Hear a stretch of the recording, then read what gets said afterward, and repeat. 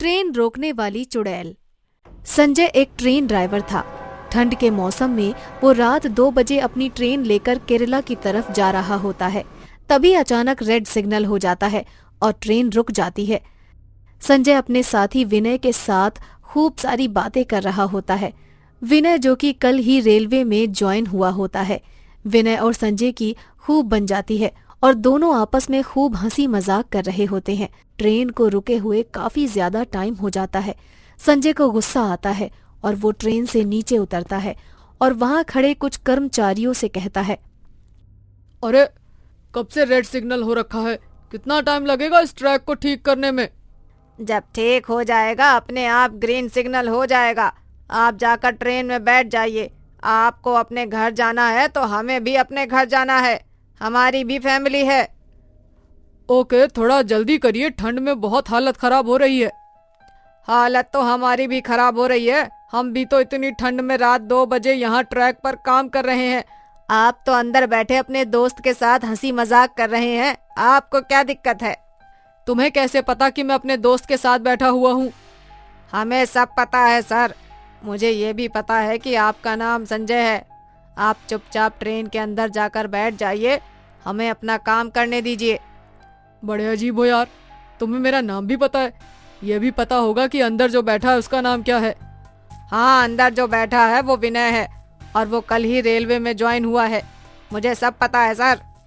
इतनी जानकारी कहाँ से आ गई तुम्हारे पास? अगर आप ये सब जानने लग गए ना तो शायद आप इस दुनिया में ना रहो। कितने बदतमीज हो तुम, जल्दी काम करो। संजय ट्रेन में आ जाता है। ट्रेन में आने के बाद वो विनय को कर्मचारी की सारी बातें बताता है। विनय हंसते हुए कहता है, ऐसा भी तो हो सकता है ना कि तुम बहुत ज्यादा ही फेमस हो, इस वजह से तुम्हारी सारी जानकारी हो उसके पास। अब भाई, मैं बहुत सिंपल सादा आदमी हूँ, इतना फेमस भी नहीं हूँ कि मेरे बारे में कर्मचारी को भी पता हो। अच्छा, मैं जरा वॉशरूम होके आता हूँ। सोच रहा हूँ ट्रेन रुकी है तो बाहर ही चला जाऊं। हाँ ठीक है। विनय बाहर चला जाता है। थोड़ी ही देर बाद संजय ट्रेन में बैठे बैठे बहुत ज्यादा बोर हो जाता है। तभी ट्रेन में एक लड़की घुस जाती है। लड़की दिखने में बहुत ज्यादा सुंदर होती है। संजय उस लड़की को देख कर कहता है, अरे मैडम, आप कौन हैं और इस ट्रेन में कैसे? वो असल में क्या है ना कि मैंने कभी भी ट्रेन में ट्रैवल नहीं किया और ये ट्रेन काफ़ी देर से रुकी हुई थी, इसीलिए मैं ट्रेन में आ गई। So if you don't mind, क्या मैं थोड़ी देर के लिए यहाँ पर बैठ सकती हूँ? देखो मैडम, ये सब तो ठीक नहीं है।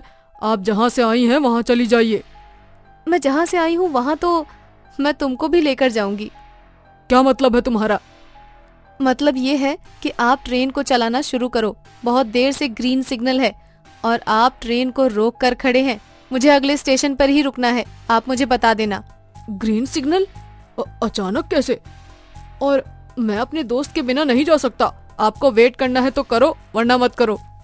आपका दोस्त तो कब से आपके पीछे खड़ा है।